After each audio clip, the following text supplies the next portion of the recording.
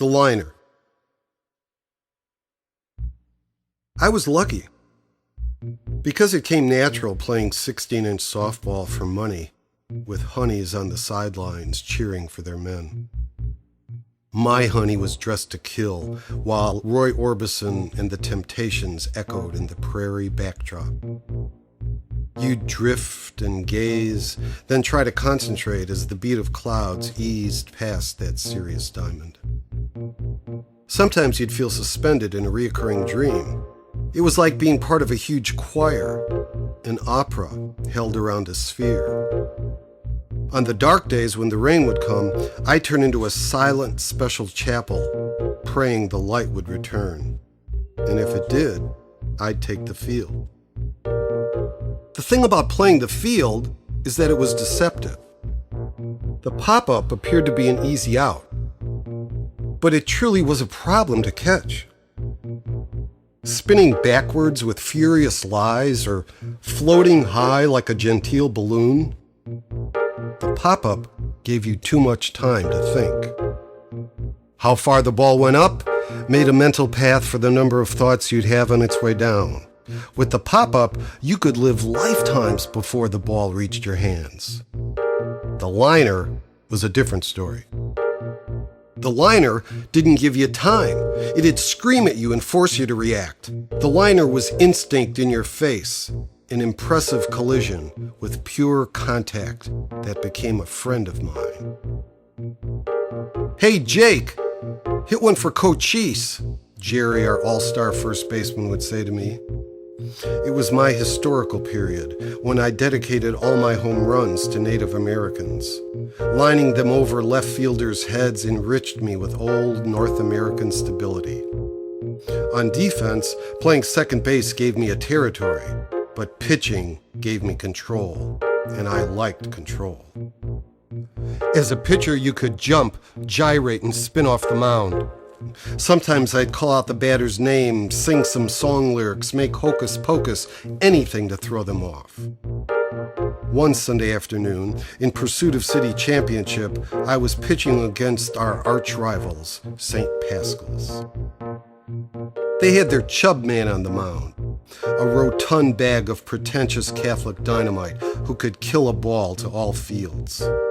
He was a sly, effective pitcher as well, arcing the ball so it'd split an acute angle between your shoulders and your knees. The chub man rarely made mistakes, but on this day, in a crucial situation, in the top of the seventh, he jammed me inside.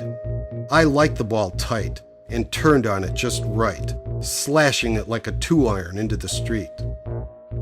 The chub man burned some calories on that one.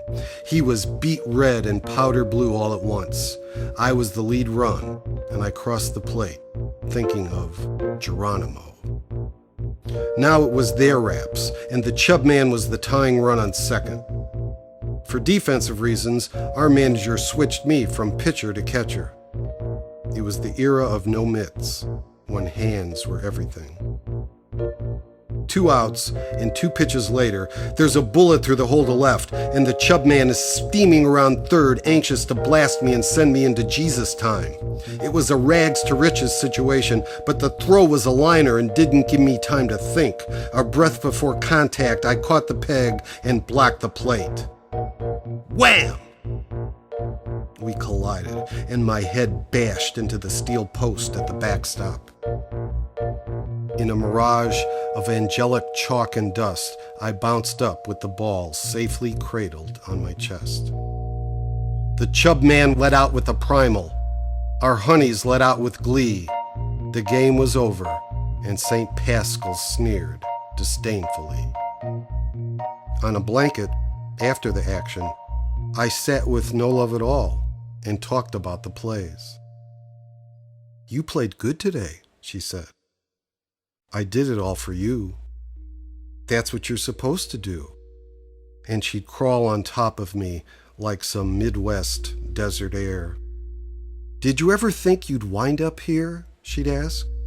"Where?" "Earth," she said. "Is that where I'm from when I'm with you?" We played the infinity game, a stop and go that drove emotion past religion and myth. You see that guy over there, she said? The one that's thinking rock, paper, scissors? Yeah, he's a pro. You mean a major leaguer? She just smiled. Don't get cute on me, I said.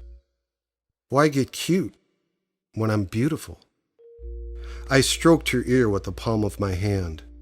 I felt as if I was in the back seat of my father's '49 Dodge, mesmerized by solid blocks of Christmas-decorated bungalows. When evening would come, I'd go home and think about the universe and Billy Williams. How the universe was the king of space and Williams was the king of the liner. When he put him on Sheffield Avenue, you hardly knew they left the bat. Sweet Billy. Sweet universe. In the end, on TV, when he reached the Hall of Fame, they asked Billy how he did it. He said it was all execution. When I asked No Love at All how she did it, she said it was all execution too. Off the bat, I didn't know if that was a liner or a pop-up, but if I stayed in her game long enough, I knew I'd find out.